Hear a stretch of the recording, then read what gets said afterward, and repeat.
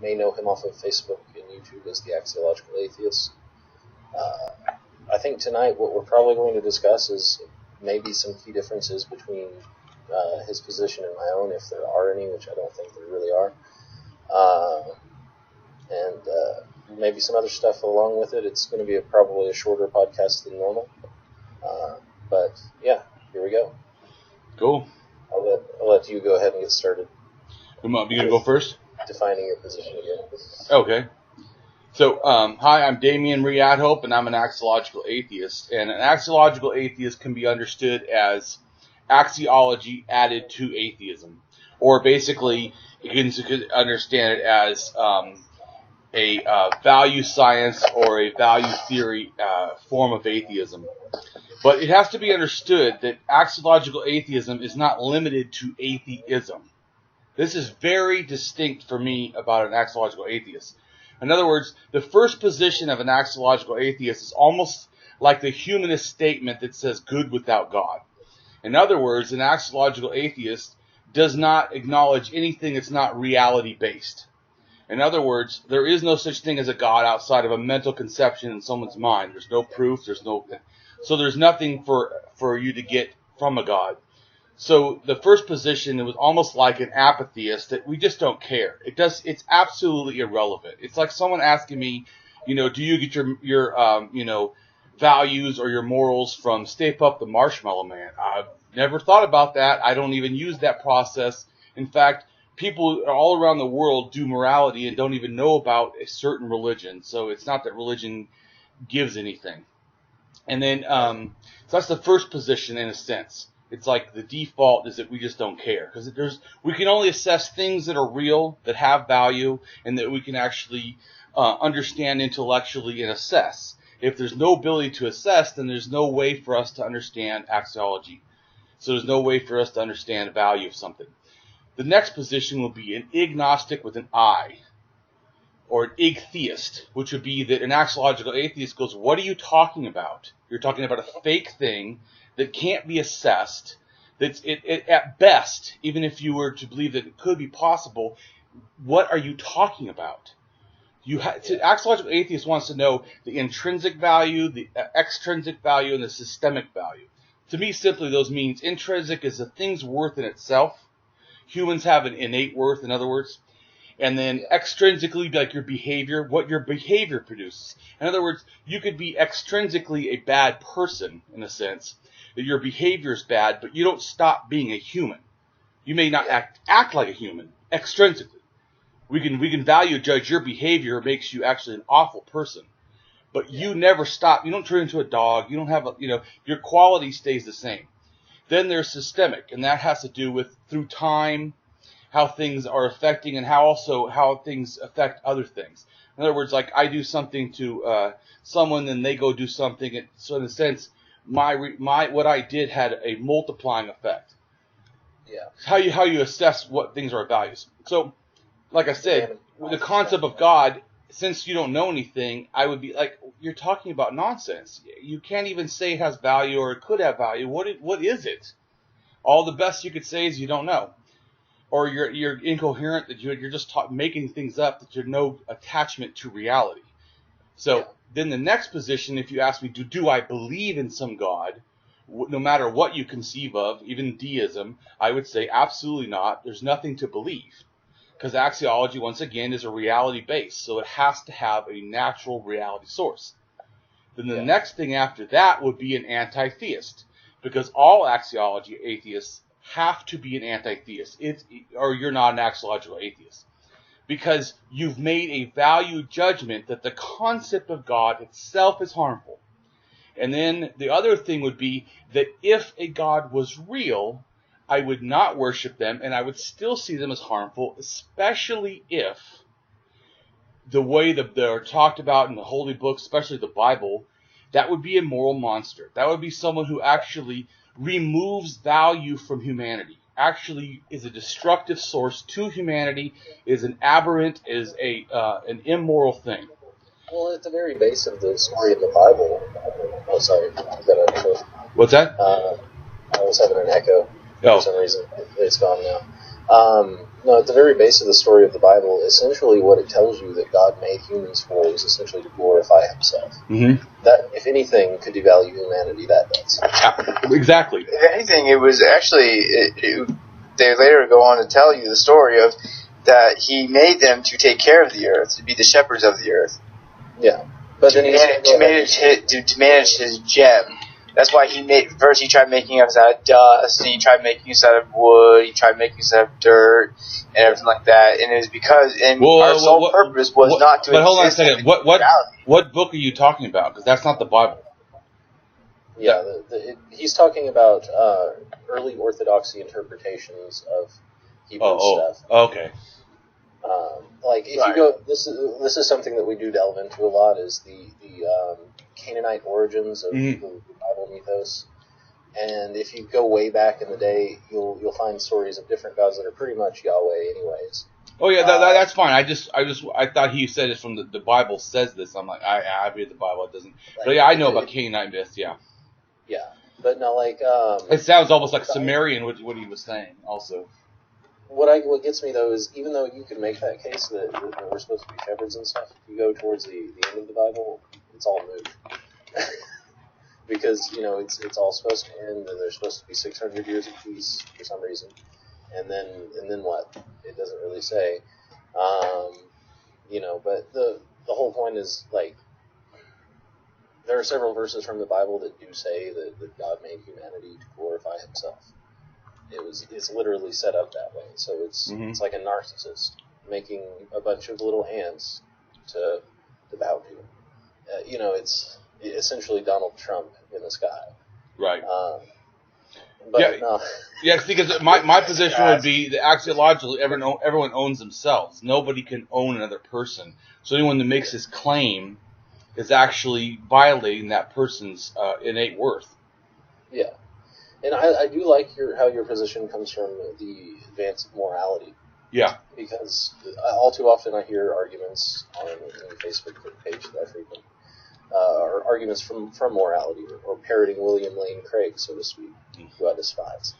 Yeah, I don't like him. But my position as a diagnostic atheist is not very much different. It's just more based from a center of epistemology. In which basically I say there are ideas of God that I can actually disprove, like totally disprove, based off of what's written about the inherent properties of that God.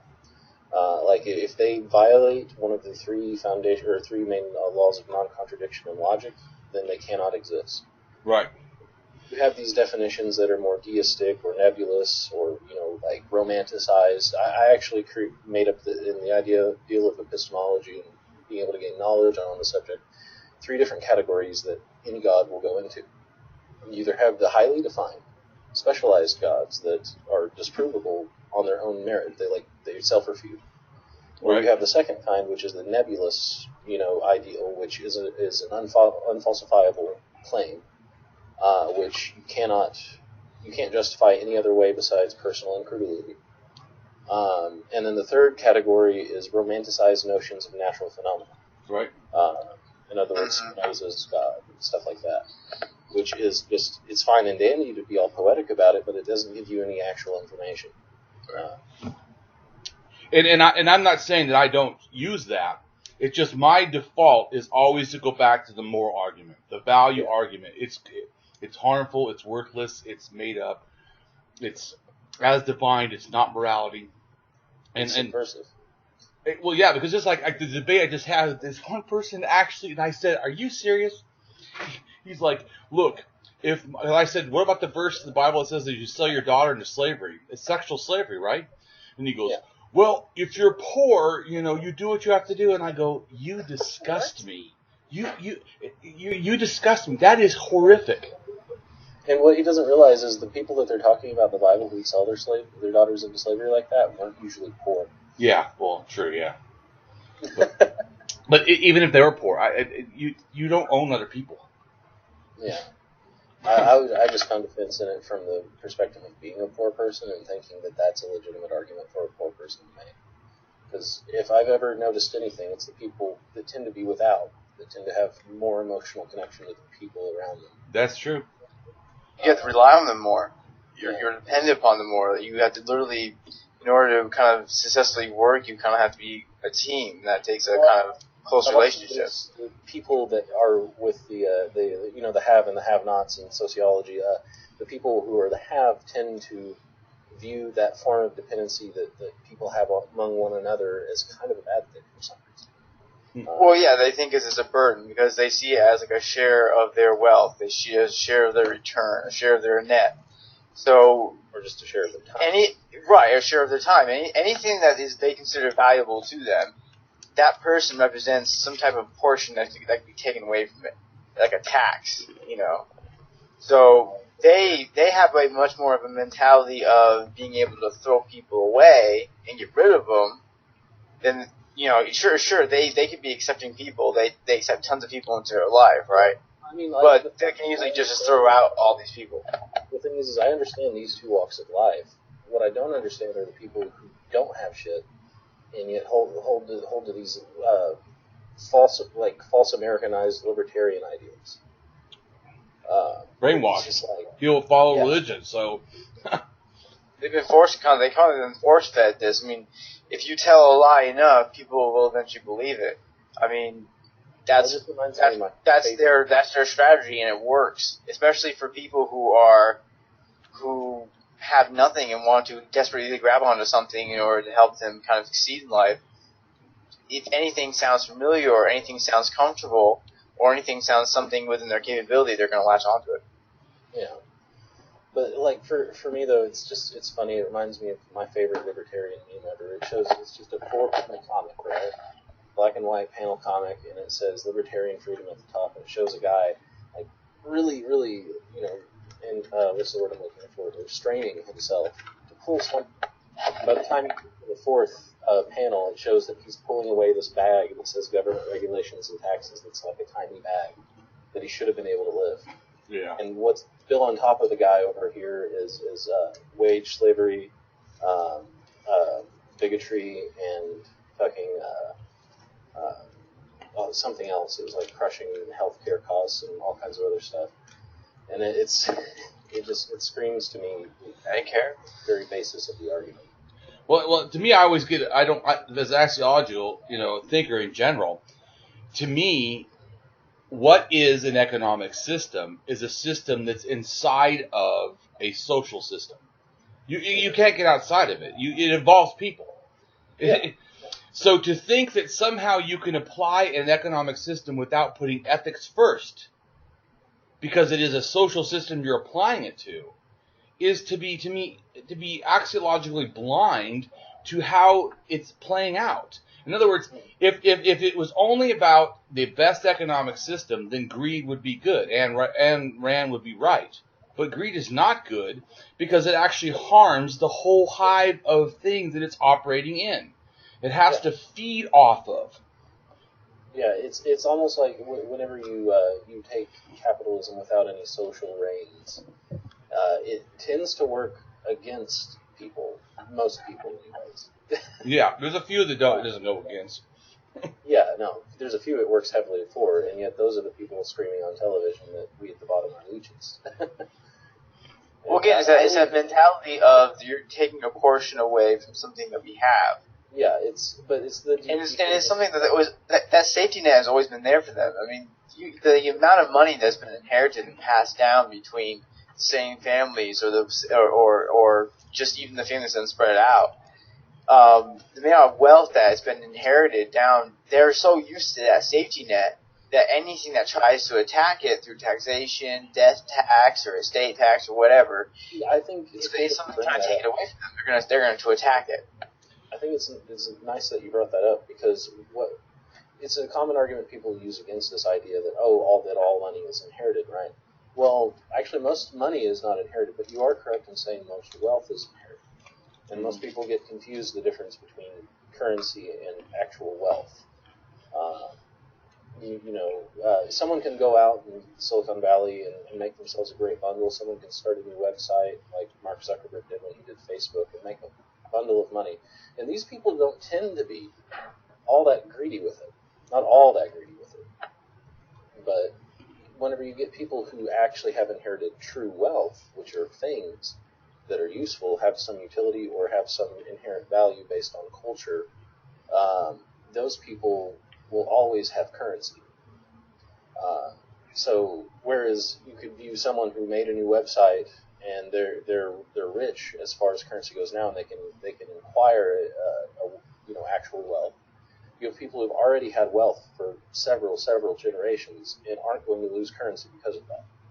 Well, because it's a feeling of entitlement. It's thinking that this is mine. I deserve this. I have a special right to it. It's the same thing I really hate about nationalism. Nobody owns the fucking earth. No one. In a sense, though, we all do. We all own it. We've created these stupid things called countries, where we say then we could. But see, to me, it's like a little box, because you can't go to any country you want. So we really don't have freedom. Like people say, just leave the country. Really? You've ever tried that? It's not that easy. Well, you wouldn't want to go to any country you want, though. Let's be honest. You wouldn't want to go to a lot of countries. I'd go to Canada, but I actually looked into it. Go to Canada. I go to Canada. I mean, I live there if I could. But I mean, but I looked into it. You have to pay a lawyer. It's like $10,000, and it's not like you can just easily go wherever you want. Here's one of the problems with the argument, though, from this idea of stating, like, there's certain countries I wouldn't want to go to and certain countries I would. While it's true, because we do have these preconceived notions of lines on the planet that don't actually exist. There you go. That there are places that tend to be better. The fact of the matter is, I hear this argument all the time concerning immigrants in our own country coming from Mexico, where they're like, how come they don't go there and make their own place great? So I was like, that would be great if they could, but guess what's limiting that? Us. The majority of the weapons that their cartels hold are ours. Yeah, it's like seriously, if it weren't for the borders, we would be able to, push up these areas that are less economically advantaged on the world stage, and then everywhere a place where everything kind of works. That way, no one's impoverished and able to be exploited. Mexico is just an extended California. I mean, it has almost the same type of climate. It's not like Mexico is unsuitable to Americans. No, we actually like it very much. It's actually a retiree destination. I've been there. It's a carnival destination. It's especially along their eastern coast. Unfortunately, it's the western coast is nice too. But it's not hideous. We have built this preconceived, like you said, we built a preconceived notion that there's these borders. But I mean, if Mexico would greatly benefit from economic help from the United States, especially if you had like a California type of boom in Mexico, where you had technology, you had architecture, you had engineering, you had sciences, you had research, and then you had the coastal cities around it. People get so caught up in the competition between countries that they don't realize that if their next door neighbor is doing really well, they do better for it. So what's the need in having a next door neighbor? Let's just make us all one big family here, and everybody will do better for it. Right. Ford can't go find a cheaper manufacturing company if we're all the same economically. It can't go to Mexico if Mexico is the same economically as the United States. There's no benefit then. Yeah. And if so they can't export cheap work. To screw people out or to exploit them, then they can't exploit them. If they can't exploit them, then everybody benefits. So the only way to kind of benefit everyone is to have a sharing type of economy. And you see that even in poor areas, they have a type of bartering system where it's not relying upon any type of currency at all. It's actually relying much upon the word of the person and the honesty of that person. And it works. Whenever you're trading goods themselves, I consider that the actual trade of wealth. Because wealth is everything. Like, wealth is water. Wealth is food.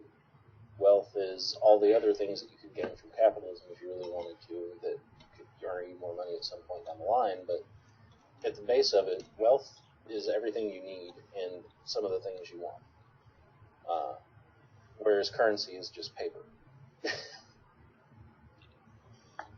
Well, currency is basically like an intellectual acknowledgement that it will transfer wealth. Yeah. Yeah, it is still paper. I mean, it works in the way that it works. I wonder how, like, I've always been a big fan of saying we need capitalism that is heavily reined in with social policy, because that's probably the only way we're going to get to a post-scarcity society. Cooperation.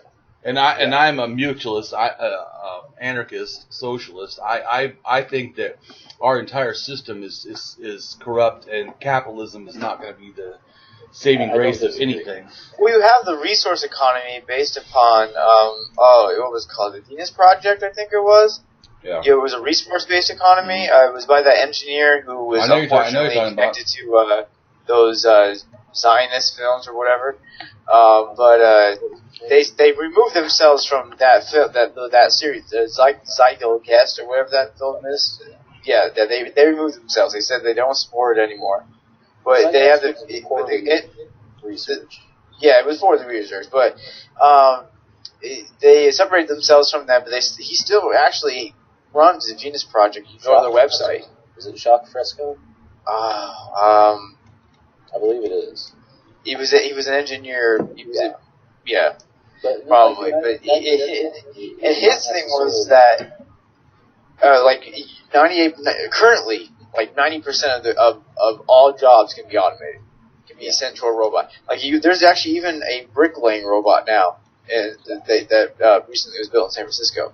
Well, my point is that, like, while capitalism is not the end all, I do think it's a stepping stone to get towards post-scarcity, and there'll probably be a different system between capitalism and post-scarcity.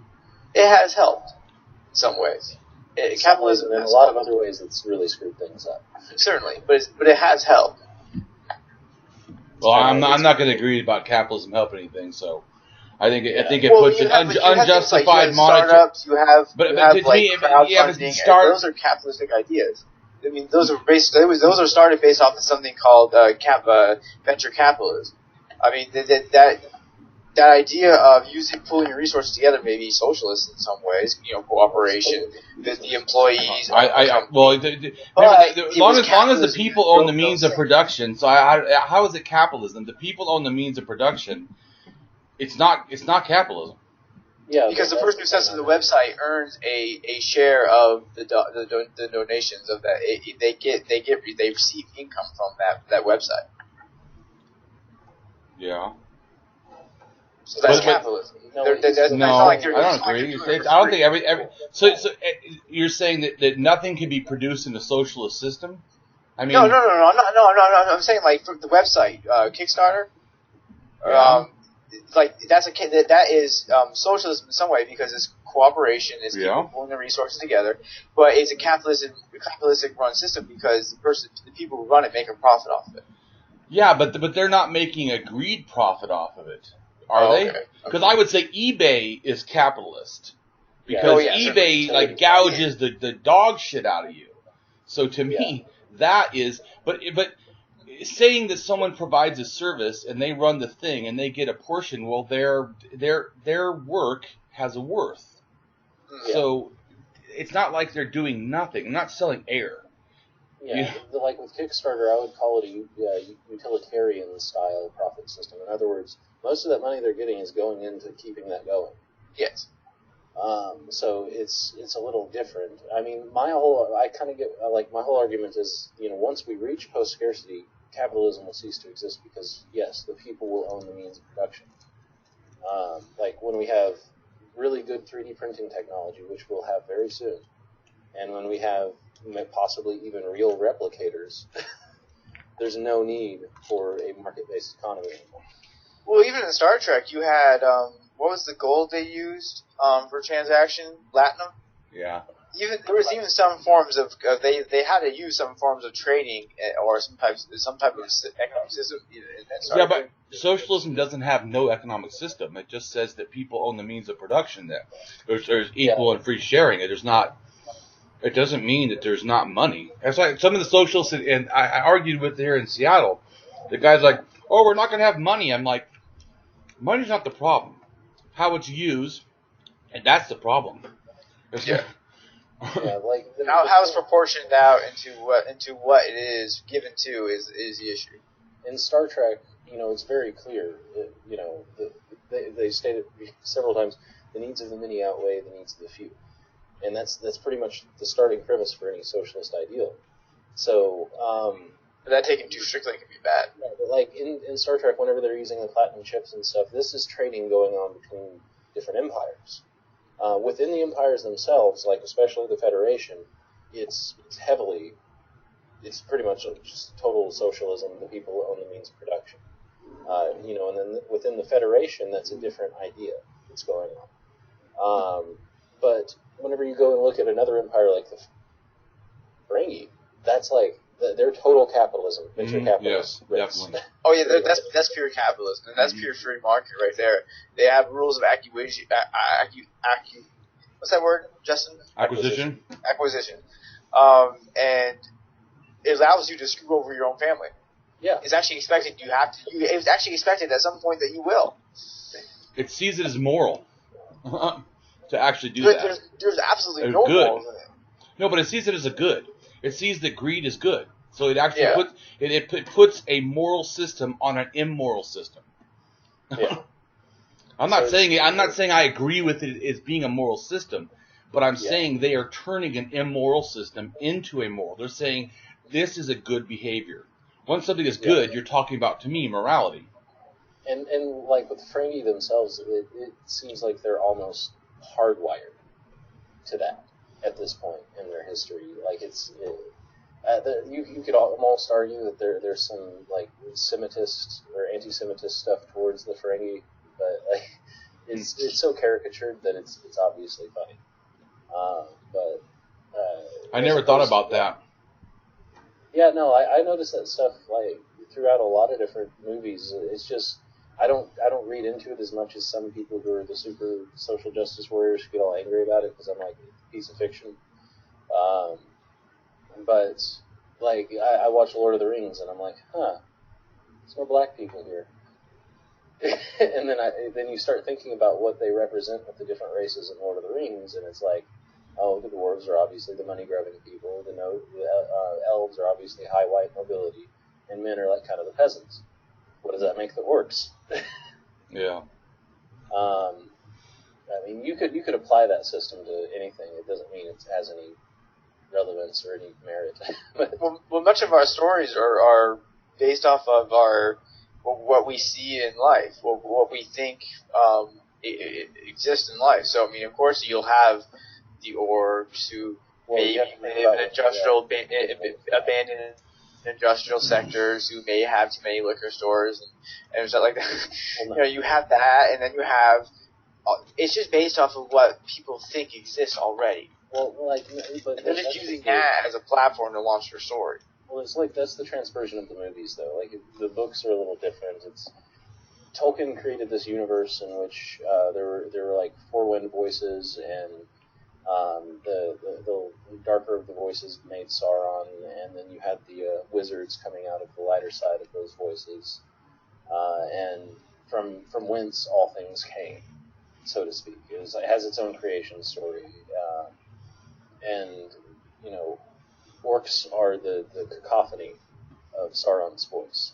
So it's a little weirder than that, but within the movies, you kind of feel like there's like an underlying racial type thing.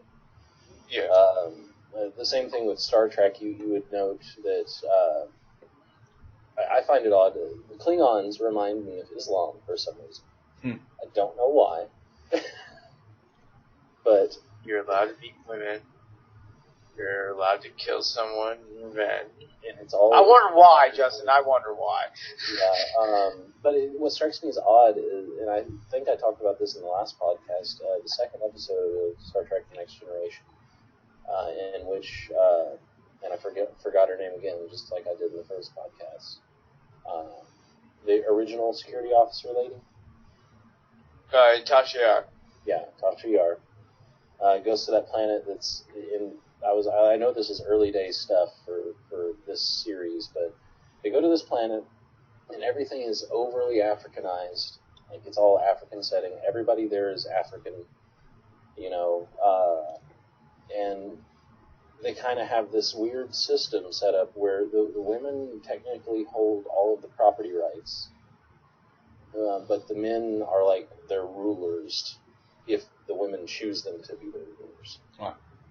And that also screamed to me of like they were parroting Middle Eastern culture and African culture. But that what else are they going to draw from in Star Trek? What else would Gene Roddenberry have drawn from but Earth's culture itself? Exactly. Yeah, we kind of got off topic. Yeah. I think it was flowing. It's fine. I'm just not really that nerdy. I don't play video games. I don't watch that much stuff like that. That's all right. I actually do know sort of what you're You talking guys about. are more involved with the deeper debate of axiological atheists versus what Justin, would you say you were again? Not even versus. Well, no, I'm not. Well, yeah, not versus, I agree. It's different. It's different subjects. So One or another. Like you guys are deeper into those separate understandings of your own atheism. Well, they're not even separate. Okay, I don't know the fancy terms. I'm sorry. Okay, but basically, you guys are more involved in that argument. That not the argument, but you're more involved in that discussion, that topic of atheism. That's your key. Yeah. That's your sector. That's your industry. To give you some insight into Kenny's history, Kenny was born into a secular family that. I was born atheist. Yeah. oh, Straight away, it's Santa not real, Easter Bunny not real. I'm what they call an apathetic atheist.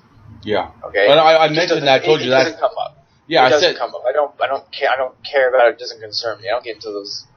But like I said, that's the first position all axiological atheists would have is about the God question. Who gives a shit?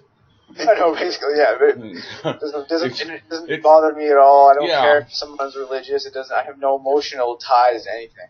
This reminds me of an argument I got into earlier with a bunch of other atheist folk, and I tend to enjoy those arguments more than I do with the theists, actually. Concerning the procreation rates of atheists, and this always gets to me because I'm a big proponent that our world will reach overpopulation limits pretty soon. Maybe we should do something about that somehow, like through education, sex education, contraception. Those are the best ways. But they were arguing like, oh, religious people procreate so much more quickly. How are we going to handle this? And I'm like, wait a second.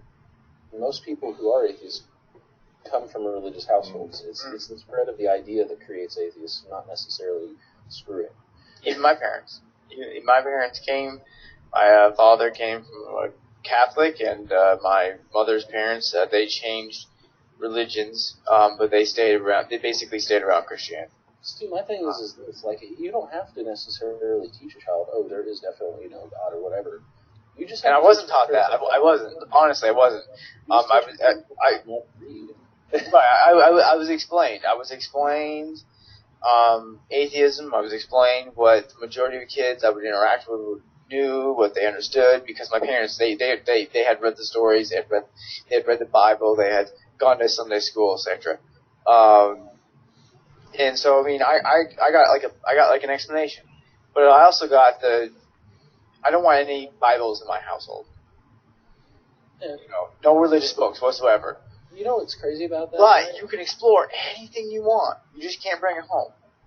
It's an atheist household. Yeah, I wouldn't do that. I feel like everyone owns themselves. So if a child wanted to be religious, I would allow them to do that because I don't have the right to tell them not to. I would say I don't agree, but to say that I wouldn't let it. The book is meaningless. Right, but that's what I'm saying. Like I could believe anything I want to. I was always told that you can believe anything you want to. You can become anything. You better be able to argue it. You better be able to support it. And that would definitely be a couple hour long debate right there. And my father's very intelligent. He's as involved as you guys are. And so you better be able to support your religious belief, but you just couldn't bring it home. It was an atheist household. You couldn't hang crosses up or anything like that. It was. See, like my thing is private. Believe your own stuff. I tend to side more with Damien. Is like if they really wanted to, of course they could bring it home and stuff. Like it wouldn't bother me all that much. Well, it would bother me. No, there's a difference. Well, it would bother me, me personally. It would bother me, but being understanding that everyone owns themselves, it doesn't matter if it bothers me. Yeah, there's nothing you can do about it. Yeah, it doesn't. They have rights. Children. That's why it was like more like "don't let me see it" kind of thing. No, I wouldn't say that. Yeah, it's just well, no, that was my interpretation of it. That was well, my, no, that I'm was not. my Your parents make. Don't let them see it. Well, I'm not saying your parents had my view. I'm just saying, to me. Yeah. As like I've got my daughter and stuff, and my thing is like if I wouldn't want to alienate her in any way. Mm-hmm. Is my point. Exactly. Because, like, here's my thing. The only time I would step in on her having, religious beliefs is if it came to the point that, it was going to harm her. True. And I mean, I know that everybody is their own person, but as a parent, when it comes to that point, you're going to. Well, when it comes to right, so everyone has full rights as their own person at 18. Yeah. And if I can send you a thing that how I see. Parental rights and child rights are like two pyramids laid on their side. Yeah. The child starts with nothing, and the parent with everything, and then they meet in the middle. It's almost equal. Then as it goes older, then the parent gets almost nothing, and the child has everything. And at 18, they have everything. And then, of course, when the parent is dead, you have absolutely nothing. But you know what I'm saying. It's relational to the cognitive development age of the child.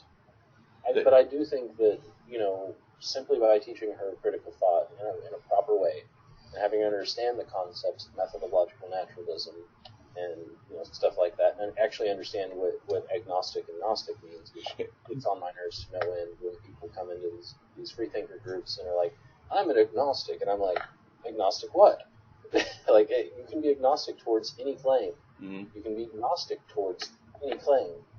It's how you can support that epistemology that determines whether or not there's any reason to think that what you think you know, you actually do know. So, like, it's funny to me. Like, people will come on and I'm just an agnostic. And I'm like, okay. So, like, I'm an agnostic towards aliens. I think that there's probably really good reason to think that there are aliens, but I don't think any of them have ever visited Earth. There's no evidence of it, certainly, that we found. Yeah, it's like, if we find, like, actual evidence that they have visited Earth, it'll do two things. It'll prove that, they visited Earth and they exist. True. But if we find evidence in the cosmos that they exist, and don't find any here, odds are they never visited here, but they still exist. But until we have either piece of evidence, I have to remain agnostic on the issue.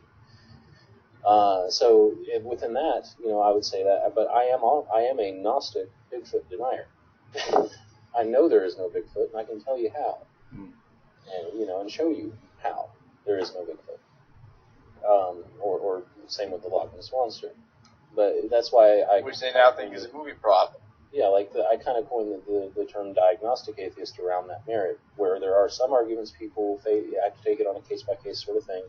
I'm faced with this argument, I can say, no, I can actually show you you're totally wrong. Or I can say, no, I can't show you that you're totally wrong, but I can tell you have no good reason to be believing what you are. So either way. But to me, all positions, in a sense, there's no that's what I was trying to tell the one guy in the morality. To me, there's no universal. I think there's universal moralities. In other words, there's a bunch of similarities, but there's no universal like this applies in all ways, in all things, in all time, to all people, in every circumstance, no matter what. No. I mean, even if it would be something moral that should apply, it doesn't have to. It's like people talk about, would you be in favor of a world where if the moral concept was that torturing babies was good? And I was like, I don't think that world could actually come about. But I do give an example of, early Polynesian people and other people in Indonesia and stuff in some parts of Africa that would have a ritual of either eating their firstborn or secondborn child, like boiling them up and eating them. Well, you've got stories where armies have come in, they've taken the babies and they've literally taken them and they slapped them their heads on rocks and they killed them. That's not in the Bible. Or you have Spartans who would discard disborn babies or babies they didn't think were normal. Or if you didn't respond right. Overnight to see if it was strong enough to survive. But, you have these concepts. Really stupid shit that obviously now we look at as really stupid shit, but It was just things back then that they believed were necessary things. But to me, the thinking that it was and the reality of the person is different. Now, it is different to me if you cannot understand. Like, to me, we don't say, even though we say a dolphin is a highly evolved creature, which I agree, cognitively, we wouldn't take him to court for rape of another dolphin. Even though that's kind of how they do things. They do actually do. Dolphins do rape. Yeah, it's like, or I don't know if you've seen the thing where there's some people who are vegan who are like trying to post for engineering animals to be no longer predatory. It's like at that point you can't separate what's going on and try and impose your own moral values on other animals because they don't understand.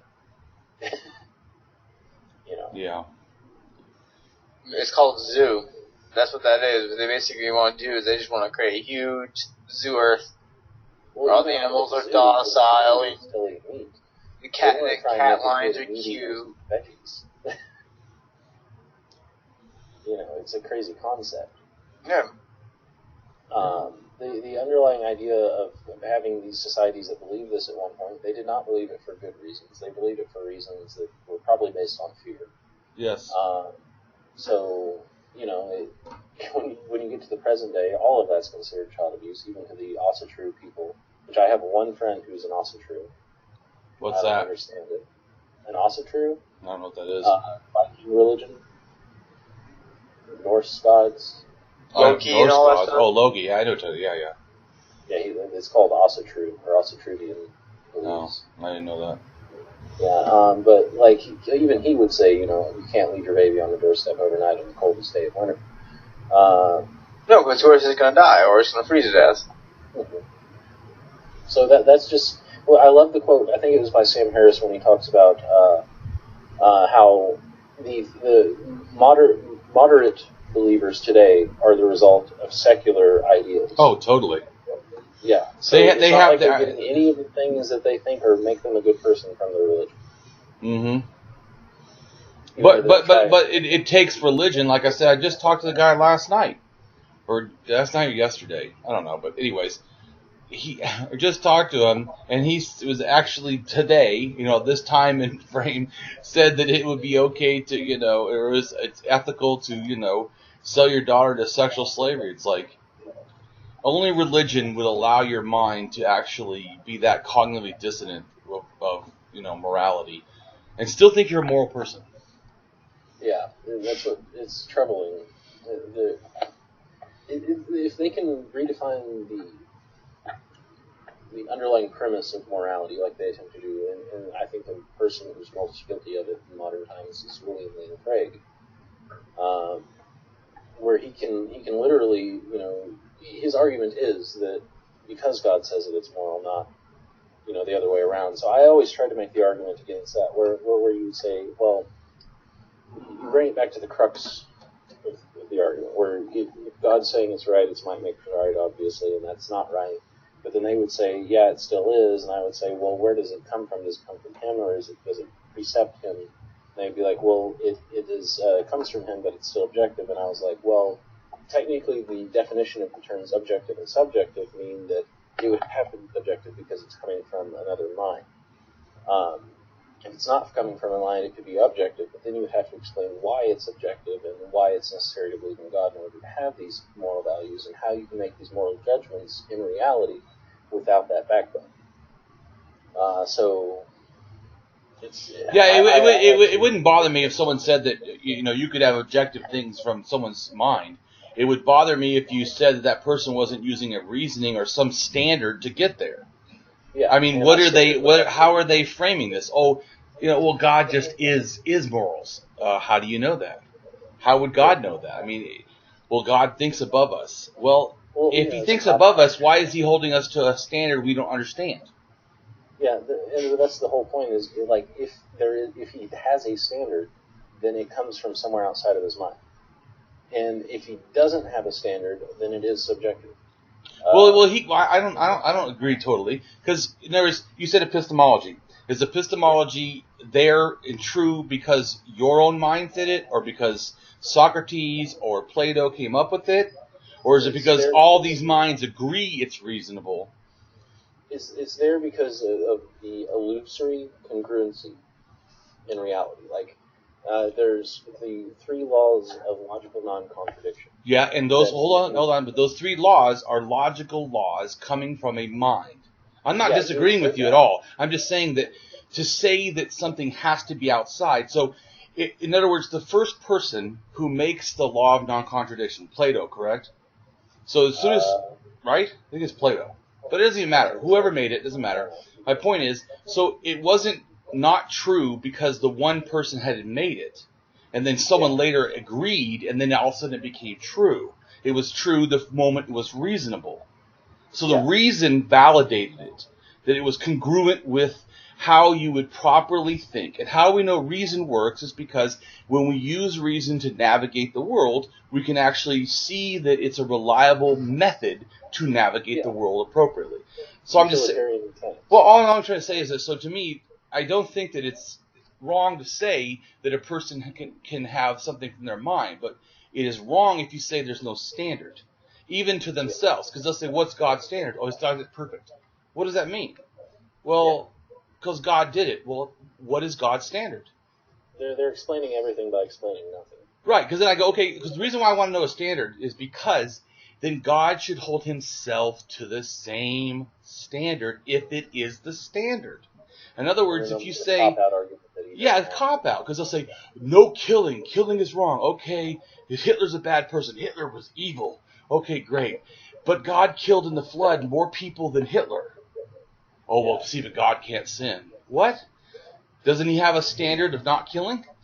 They'll say that or it'll be the works in mysterious ways, or it'll be the... no. But then it's not morality. Well, no, his son, or he himself, or his son died for all our sins. I forget which one it is. He's all 3 of them. I don't know. But me, myself, and I. Trinitarian stuff is really fun to talk about as far as getting into the history of it, because that's literally something that was decided upon in committee. Father, the Son, and the Holy Ghost, all 3 the same people. That part, when I was told that caused my mind to spin. I was like, what? Wait. There were Unitarians, and then there were people who just did not think that they were one and the same. And the ones who lost out were rebranded different ways. There was like Saint Lucifer of the early Orthodox days, who lost out in that argument and became pretty much the idea of the fallen angel. And he... nowadays, people get it confused all the time between Satanists and Luciferianists. I had this discussion earlier with some people, and I was like, okay, Satanism is like sexed up humanism. It's romantically ideal humanism. It's in the same way that pantheism is like sexed up atheism. It's no more of a religion than is Pastafarianism. Well, it depends on the person, because everybody, of course, practices something different. But I agree. To me, it's Dungeons and Dragons meets philosophy. Yeah. I mean, I'm just a funny way to say it, but I'm just saying I'm goth, so, I mean, that doesn't make me, any different. What was there's something that I was trying to, I had in my brain concerning,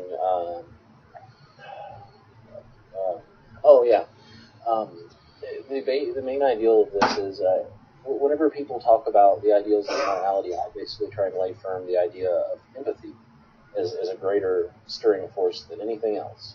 And then they'll be like, well, where does that empathy come from? And I was like, well, I can account for my empathy in the same way I can account for my ability to piss in a toilet.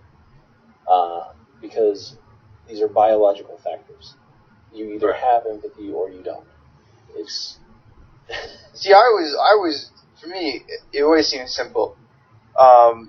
Our, what you could say, morality or our ethics came from the fact that we had to live in a group in order to survive. Humans are not very adapted to being by ourselves in nature. So in order to evolve properly, in order to evolve more efficiently, in order to survive, you had to survive in groups. Well, you can't go around killing everybody, just randomly people that you want and have a group stay together. That group's going to break apart eventually. Well, it depends on who you're. Well, it depends on who you're. But it depends on who you're killing, because groups can have good group cohesion killing outsiders. But I agree, not killing obviously in the group. Because you have that justification. And that's that thing. That's that thing that allows people to do anything they want. Is that justification? Mm-hmm. Well, it's also people argue. What I'm saying is, like, as far as like the individual things, like what you do to another person. Yeah. If one person steals from another, you can't work together as a group. You can't survive. You can't, and so that's where our ethics, that's where our morality came from. Well, I agree because of social, but you said stealing. Well, but way before we had property, we had ethics. In other words, that's what I'm saying. Like you can steal somebody's food, though. You can steal somebody's food. Well, yeah, I guess you can steal somebody's water food. source. You can steal somebody's sleeping area, etc. You can steal somebody's. I see what you're saying. You're not talking about property. Right. I'm talking about individual things that somebody holds personal to them and of possessional value, because maybe there's strategic value or there's some type of nutritional value in the food or water. Like in groups like this and tribal groups like this, most things that you get concerning food, water, shelter would be communal. So if you're going to talk about like taking that way, it would be like taking way more than your fair share would be considered something that would not work in a group. Right. Yeah.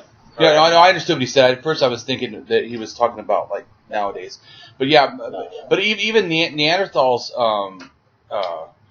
they show, it seems like morality, and they certainly had to care for their young, and so I think that the parental and family units and clan, they were a lot smaller though than us. Humans did groups like in hundreds or 100. What I think is funny though is they would do like the biggest arguments.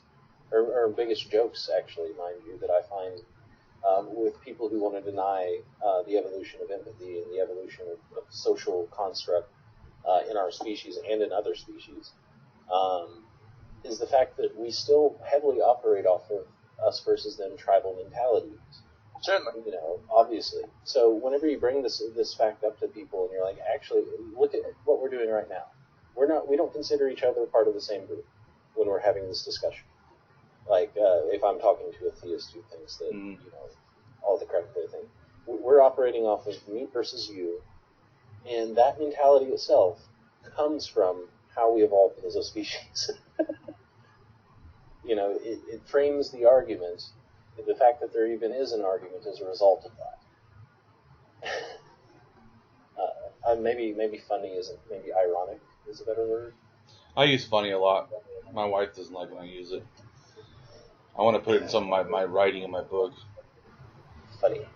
It's really being sarcastic, but sardonic.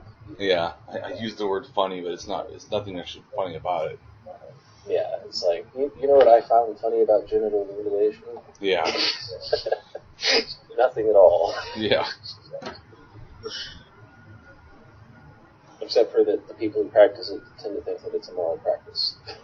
Really. What's interesting to me, too, is that it probably came from Africa and tribal things of removing the female portion on a male and the male portion on a female, which is why female get the clitoris removed, basically removing the penis, and then the foreskin and being like the labia, removing the, feminine, things, probably was somewhat of the... Genderify. Yeah, genderify, right. Because puberty, you become sexual, and once you become sexual, then you're fixing the gender so that it's like a ceremony of entering puberty or whatever. Yeah. It's not reasonable. I mean, I think I'm just saying that it's funny. It's just this really stupid thinking in general that promotes this, and the fact that people are still doing it to this day is just... What I find great is the total lack of genital mutilation in areas that, because of genetics, tend to have a higher likelihood for sexual ambiguity. Like in India, for instance, where you'll have people who are more likely to be born with ambiguous genitalia. You don't tend to find that. Right, you mean intersex? Yeah, intersex. Yeah. Well, intersex happens in white populations too. I'm mildly intersexed. Yeah, but it does. But I'm saying that within, like in India, it does happen everywhere. but it happens more often in these higher populated areas, the traditionally were more populated. Well, they have more people, yeah. Yeah. The stats I guess that compensates for that factor more than anything else would, I'm sure. So I see what you're saying. It would, but probably more because of the more people. Probably a lot in China. I mean, it's just because it's like 1 in every 1,000 males has a gender variance, and then 1 in every 5,000 females does. It's pretty high, really. But I agree. So if you have more people, obviously, if you got I don't know how many India has, but don't they have something like 3 million or 3 billion or something? Oh, they got a billion, around 3 billion. Yeah, they have around a billion. But the thing is, like, with the cities, like, you have a statistic of 1 in 500 or 1 in 500,000. Well, in a city, obviously, you can reach that 500,000 a lot easier because you're in the millions. I mean, I think Atlanta holds now maybe 7 million people. So you're able to hit that 500,000 metric a lot easier than you are in, say, Dallas here, where there's maybe 36,000 people. Or in Africa, where there's... Right, so you have the 1 or 2 people, because you still have that demographic that's representative, you still have that happens even in the smallest areas. They just don't have anyone around them that they can really relate to, because the basic of the argument it just happens. I just remember something too. You use about, I think it's India. I can't remember where else, but it's somewhere Turkey and somewhere else, like Chile or something. I can't remember now. But they actually have this very rare thing of intersex where you're born one gender and then in puberty you switch genders. Yeah, kind of like how cats do. Like, what the hell? It's like seriously different. Where's your God there? Yeah, it's like, what I find funny, though, is it's in these areas where the intersex population is recognized that you don't find gender mutilation. Right. So, because what are you going to do to an intersex person? Well, there's different, you do know there's different kinds of intersex. There's different levels. Yeah, no, I've seen charts. Yeah. Because, I mean, essentially, the genitals form from the same basic platform. Yep, exactly. The nodular top and it's...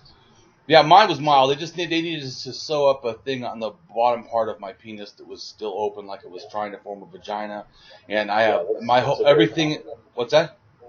That's a very common one. Yeah, it's very common. Yeah, it's very common. It's like one of the most common. But also, I can shove everything up inside of me. It's like I have a cavity in there or something. I don't know, or it didn't close. I don't know. But anyways. My point is, it's not real bad, but it's different, and it affects actually how I feel in my gender. Like, I don't totally feel like male, but I don't feel like not male. It's like weird. See, and I find that's interesting from that point of view, because as I've argued with several people on this factor, is your genitals, your sex shouldn't have that much of an impact on how you feel as a gender, but in some ways it can, especially if you're intersex, but. I would say it's more, because I think I'm probably like maybe 10 or 15% not male, like physically, but when it comes to mentally, I feel like I'm like 40% female or something. I mean, it's a lot, or androgynous, whatever, but it's like way more than what my body feels like. See, I feel the same. Like my stuff's all male, but I feel pretty androgynous, and I think a lot of that has to do with intellectual upbringing and not really caring about alpha male mentality or anything like that. Having to conquer. Or maybe it's my actual brain physiology, where that's probably more likely the case, where my brain's not really wired like a male or wired like a female. It's kind of in between. Most people's feeling of gender comes from their brain physiology. And that also comes from their experiences in their life. I mean, if you had someone who always told you when you were growing up, don't be a pussy. That's your gender roles. Yeah, but that can have very much effect on how you feel about yourself, and how you view yourself. Yeah, but like for my case, constantly told, you're acting like a girl, you're acting like a girl, you're acting like you might take on feministic characteristics. You think that would make because it was pounded into your head. Yeah, that's might have a gender role, but it still affects how you feel about your gender. Yeah, it still affects it still affects later decisions later on in life. But my point is like how you feel about your gender is not how you feel as a gender. Oh, okay. I agree, but I would say that I don't know that I agree that it always turns people, because I had not always. It can because my whole life, like I just felt wrong, man. I felt like I didn't fit in. I didn't understand. Why don't I fit in? And people noticed you don't fit in. You don't like the same things. How you like them is different. And I tried very hard to be normal, just a guy. Tried very hard. I wanted to fit in. Every time I tried, it just didn't work. See, I went down a different path. Like, I grew up, I tried to fit in, and then when I realized I couldn't, yeah, I was like, I don't want to. And I see, the thing for me was like I never fit in either. I was always shy. I wanted to be by myself. And that was what I did, is I separated myself. I secluded myself. Between an introverted person and someone who is either ambiverted or extrovert. Yeah. But it's what I found funny in it was growing up. Of course, I never liked sports. I never got interested in sports. Me either. I like boxing and MMA now, though. Well, I mean, yeah, but that's because people are punching each other, and it's kind of calls to that part of your brain. But I do a little bit of that because I find that there's just as many women who like fighting sports as there are men. Yeah, you wouldn't have Holly Holm or Ronda Rousey without that. But the thing is, with these other competitive team sports, I never really understood why they were there, why these people get paid so much money. I never understood why.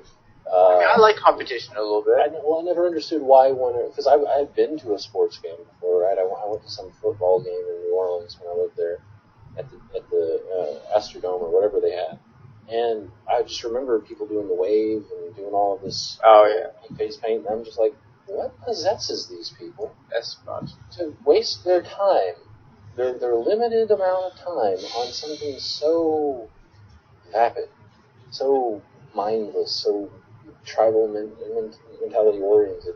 And that doesn't even get me started on when I was actually in school dealing with the alpha male guys. I mostly made friends with what you would consider the ghosts of school. Like the people who didn't fit in anywhere. Gosh, Justin, thank you. Yeah, I didn't. My school, I hung out with the rockers and the gang members. But was that a major concentration of your area? Well, I'm from Southern California. So probably not, right? What? No, there was a lot of gang members. Yeah. Okay.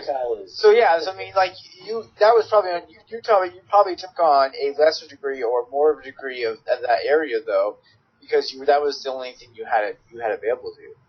Well, I guess I could have gotten to sports, which I didn't like. So I wasn't going to be popular because I was too weird. So yeah, I didn't have much choice. I wasn't shy and I wasn't introverted, but I liked rock music and then there was gangs. I'm big, I'm 6 foot, and I can fight and stuff, and so that was it was easier to just do that. See, I started out pretty shy and whatnot, and by the time I met Kenny, I was starting to come out of being shy a little more. When I first went into high school, it was in this high school in Tennessee, in a little town called Tresvant, which takes up one page on one phone book and the other page on the other. That's it. There's 300 kids in that whole school. I faced more bullying there, more tribal mentality and cliques there in that tiny little school than anywhere else I'd ever been. Because after that, I moved and went to school in Texas. It wasn't nearly that bad there, although they fucked up my high school career because they had trimesters instead of semesters. So when I moved from there to Georgia, they had semesters again, and none of my classes were right. I was going into classes halfway through, and so whenever I was in Georgia, that's when I started to open up a little more, and I ended up hanging out with the scene kids, the rocker types, the ones who like metal and stuff like that. But that's because I played guitar. That is something that is one of my hobbies that I really enjoyed and ended up finding a band through that. But before that, it was generally just the people who weren't fitting in anywhere else. We just kind of found each other and no one noticed us. Right. And I also think with me and Justin, it also helped that I shared a dream with him that he thought would be awesome and cool and very, very plausible to do. Kim wants to wants to start the Federation of Planets. He wants to be the one to do it.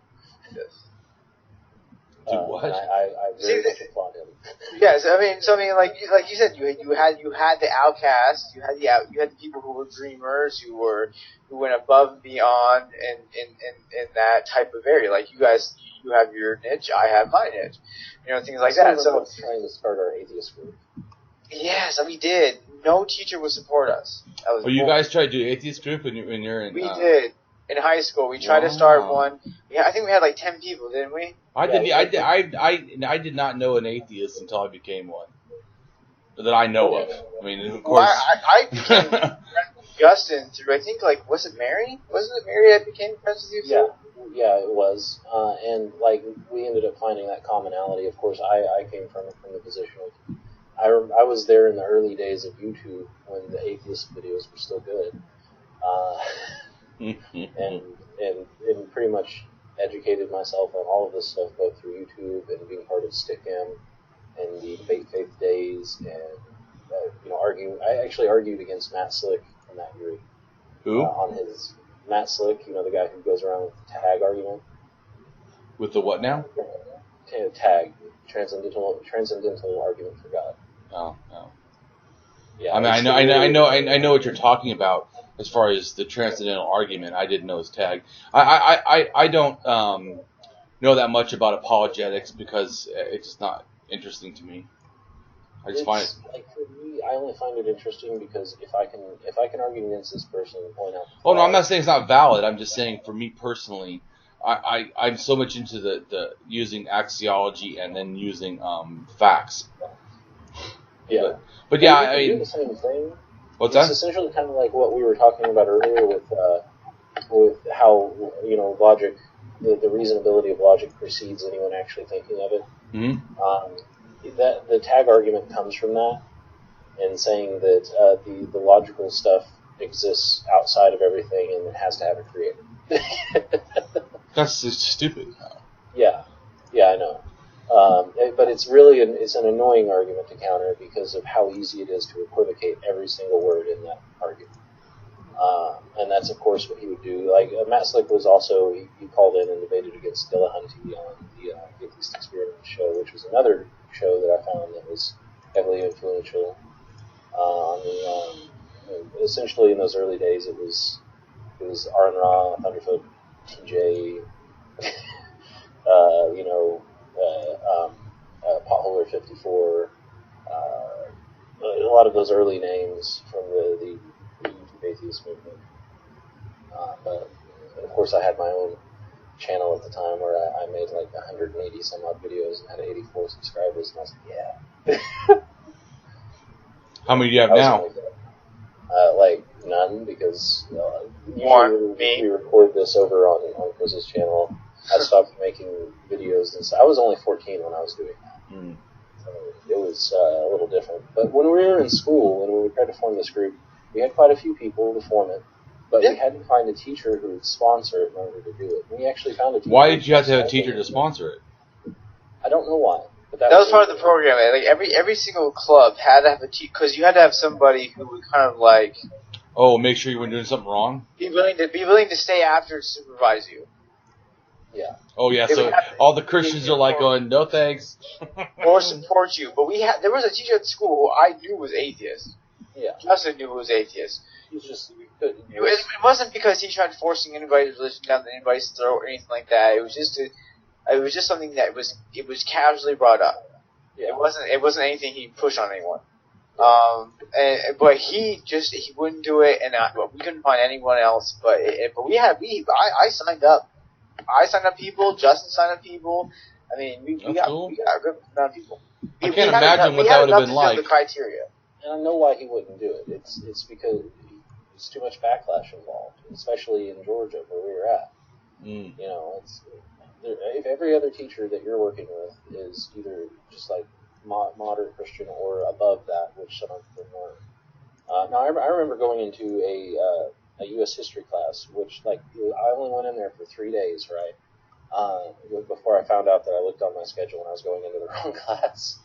But it was a U.S. history class taught by, I can't remember his name, but he used to be a Marine, kind of a short guy with glasses. And Sorry, guys. Be right back. Right. Yeah, but he began the class kind of going into things and talking about the inception of the U.S. government and all this, and made the argument that the founding fathers were Christian and that things were based off of Christian values. And I sit there and I was like, where did you learn that? Yeah, really. And then, so then he went ahead and said, no, I don't know where you're getting your sources and blah, blah, blah. So on the third day that I come in there, I bring him like all the sources for why it's not. And I was like, go to Article 11 of the Tripoli Treaty.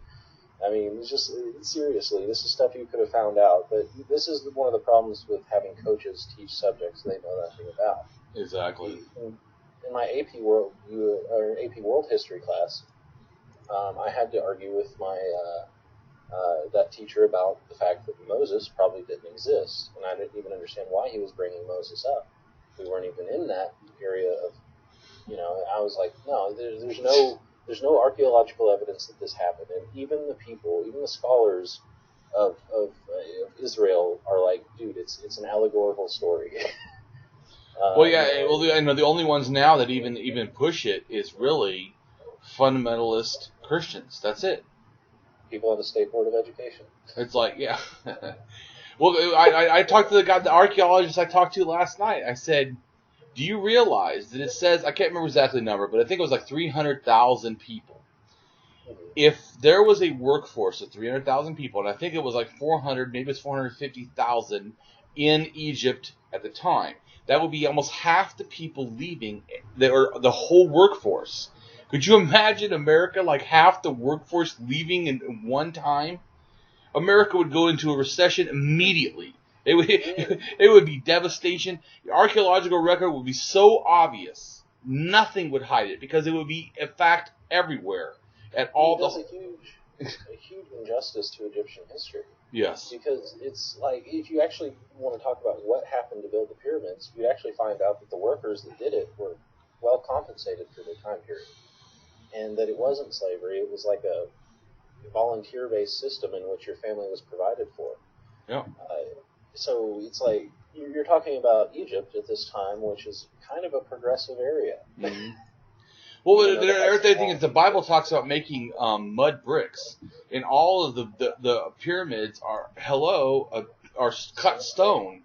The only mud bricks were in where the Akhenaten built his city that was the heresy of the one God, or kind of a henotheistic God. But I mean, that was the only place, and it was only, I can't remember exactly off the top of my head, but it was a very short period of time, not 300 years, because it was only one person's lifetime.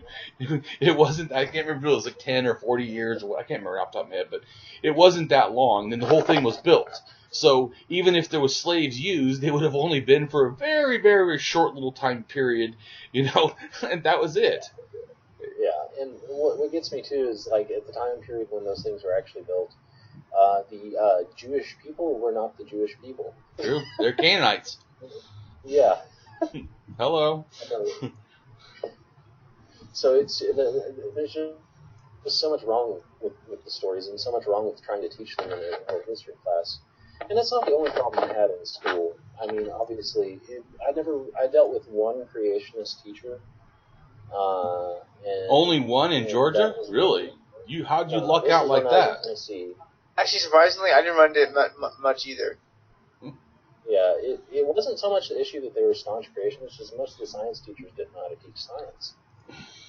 Like, they would make this false hierarchy of law is above theory, is above hypothesis, and I'm like, that's just totally wrong. Except one that I met named Miss Peterson. She was a bomb diggity teacher. She was a cool science teacher.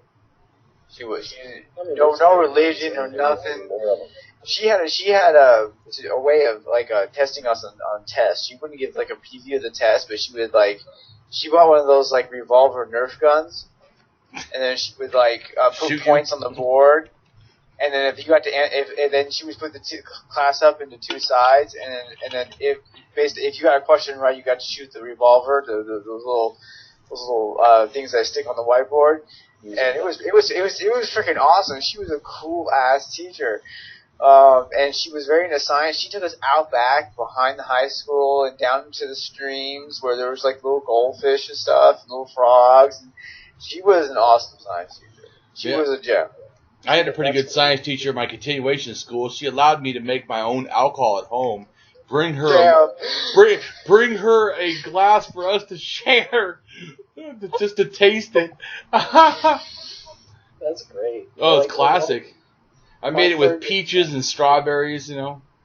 It's hilarious. Yeah. This teacher was a good one, and this was in Texas. And she actually taught things correctly. Yeah. And that was great. That gave me a good foundation. But whenever I went into these other classes, whenever they were teaching a false hierarchy of science and stuff, I was just like dumbfounded. I was like, what makes you think that a law is a step above a theory? Well, a law is a consistent observation. You know, that's it's just like, what? But no, the one time I encountered a creationist teacher, it was when I was in Tennessee, and it was my biology class in freshman year, right? So she, before we got into the subject of evolution, which I'm surprised she even approached, she did a class poll, which I think is totally unethical. A class poll? Who believes this and who don't, you know? And I was the only person to raise my hand and say, I happen to accept evolution as the predominant consensus of science concerning biology. So, and that happened and stuff. And then by the time we got to take the final in that class, I was the only person to ever get every single question on it correct. And I think it had something to do with her teaching methodology. Not because she taught me well, but because I already knew.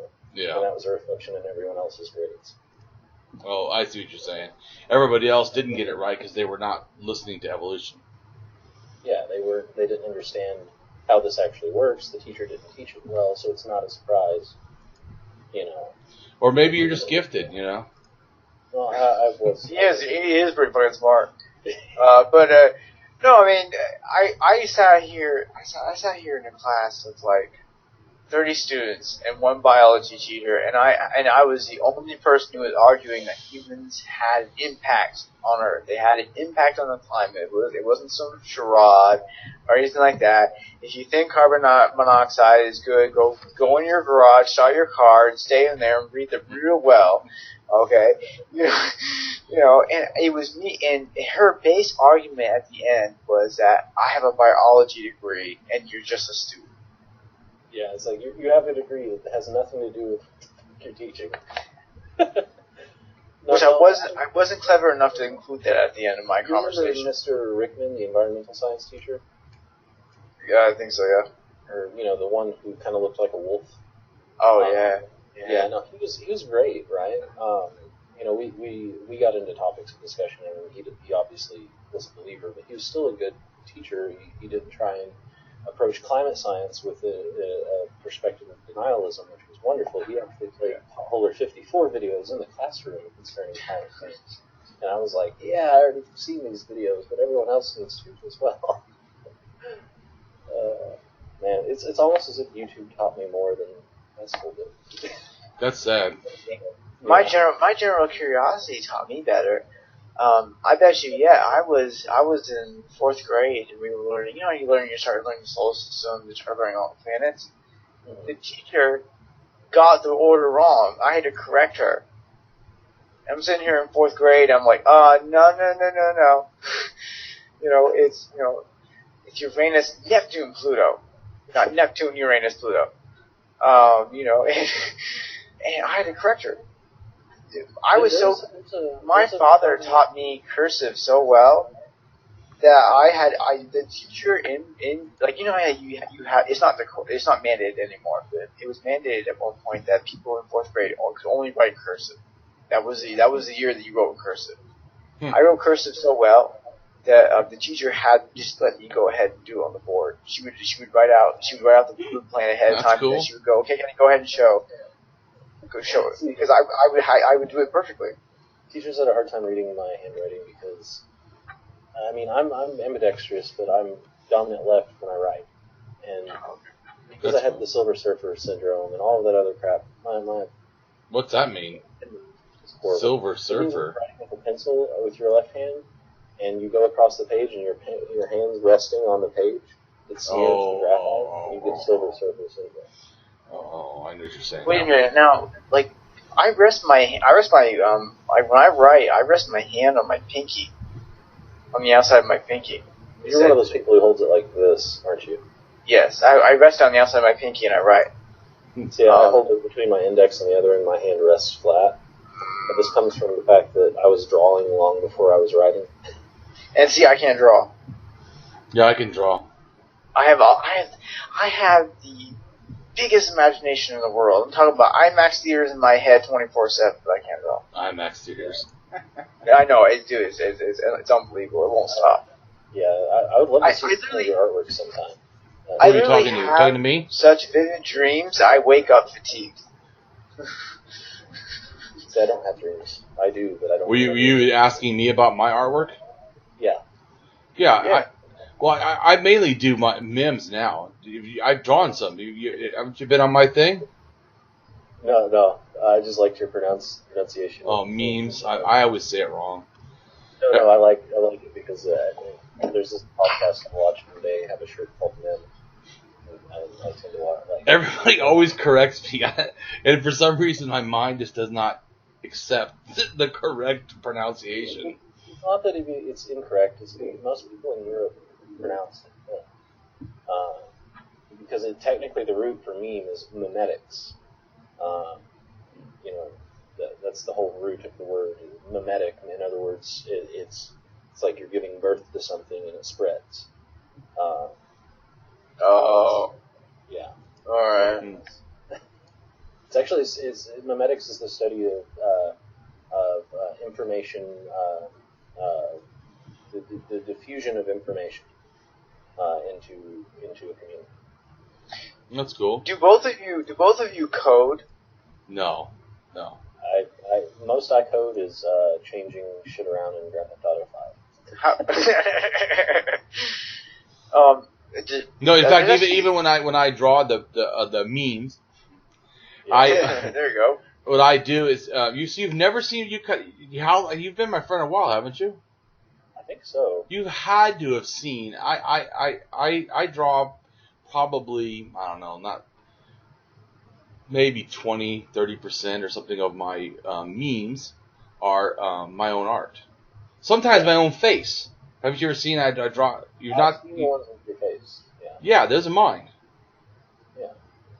And I draw the body and all that. Let's see if I can do the screen share here. I can put up some of my. There it is. But my first book has that's a girl. Oh. No.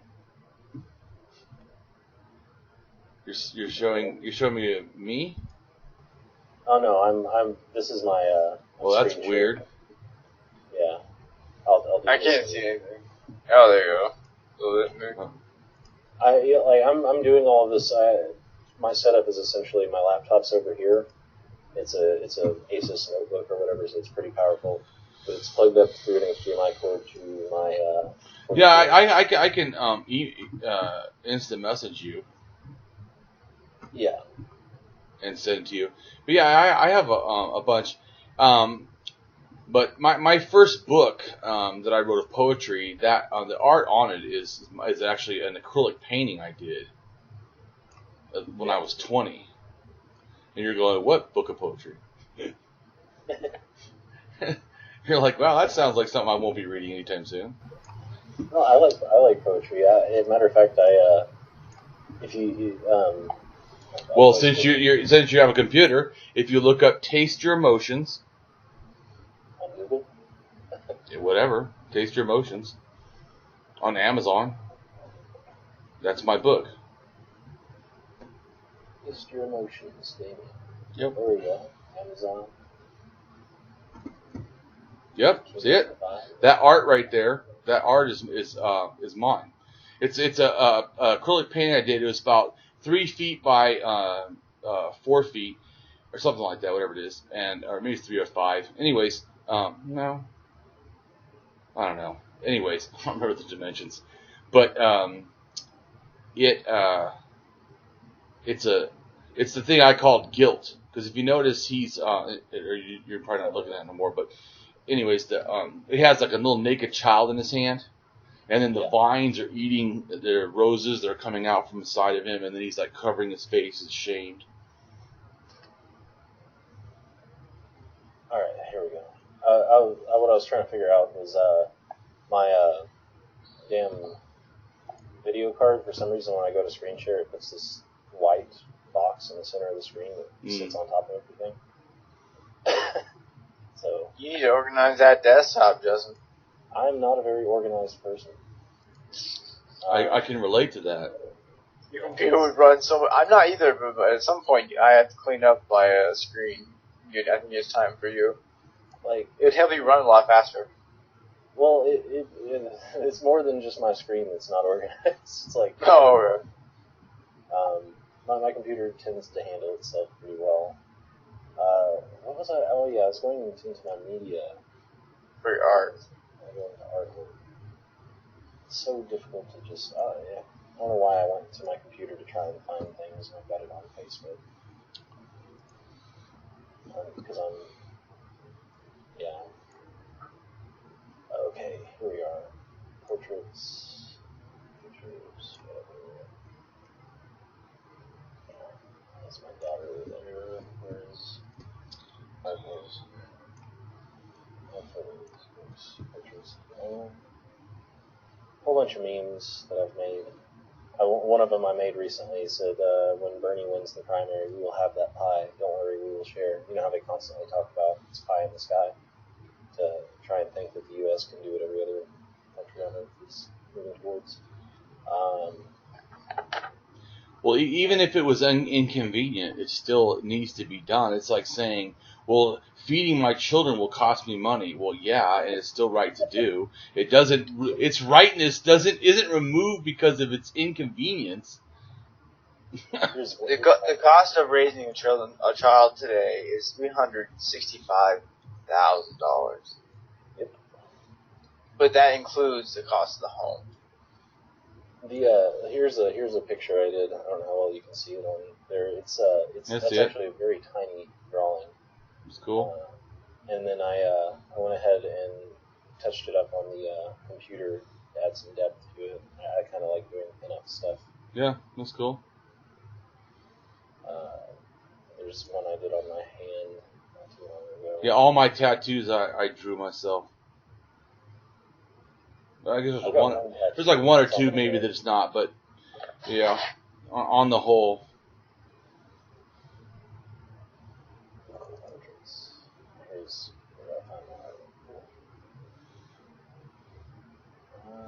Here's one. I'll send you one that I did. What do you think of that? Let's see. That's so weird.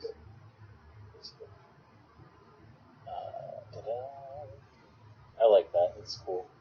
It's very vivid. I'm not very good at color because I'm colorblind. Oh, you're colorblind. I have the what's it called? Sasamatopagria or whichever one is the green red one.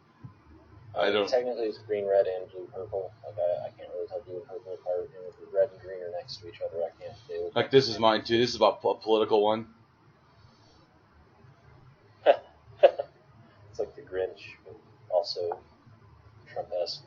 Yeah, but I did that actually like about 8 years ago. This was one right before I left Georgia. I was sitting in a Waffle House. And cool. I drew my reflection in a pen. It was the reflection in the window. That was a T-shirt idea. Oh, here's one you'd like. What do you think of this one? Oh. That's cool. Snog. In Greed We Trust. Yeah, I like it. This self-portrait was done. I showed up late to my art class in high school on the finals day, and finals do a self-portrait. Yeah. And I had like 20 minutes left in class. And she's like, you can pull one up on your phone. And all I had was a black colored pencil. And I was like, all right. And I was stoned, and I was just like, all right, let's do this. Yeah. And I got it done. And that was fun. Yeah, I like art. I don't do it as much because I got so much other stuff I want to do. Art is something that I do more like just for the hell of it. Yeah, like what do you think of? What do you think of this? This one here, the heart with the skulls. I like real vivid stuff. I love color. The hard thing for me is, like, even though I'm really good at drawing, like I can pretty much do anything I want, but it's finding the, like you're saying, the time to do it. And it's also finding the willpower, because I haven't drawn anything in a long time, and all of my drawings are really spaced out between the time that I done them, you know. So it's like I could sit down and try to draw something, but I don't have the enthusiasm to do it.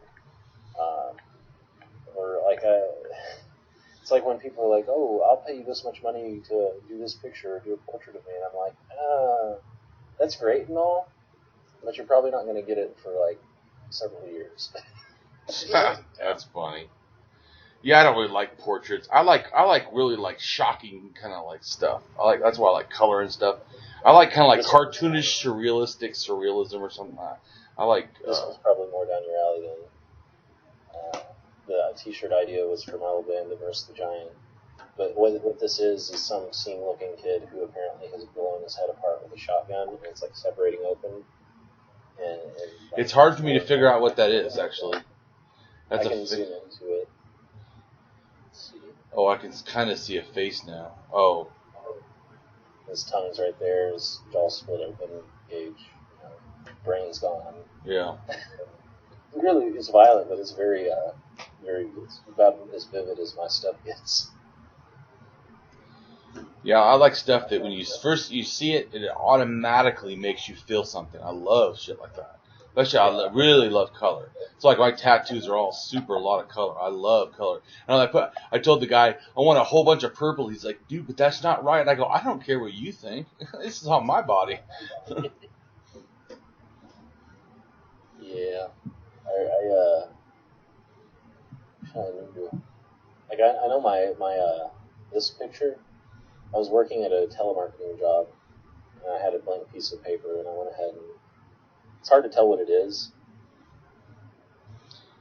This looks like a claw, and then a head, and then, but it looks like it might be a lips and face in the back.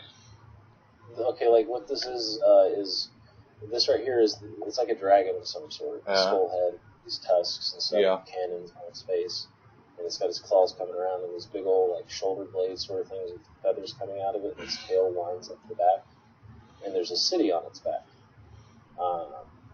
It's kind of Shadow of the Colossus, Final Fantasy sort of feel. It's cool.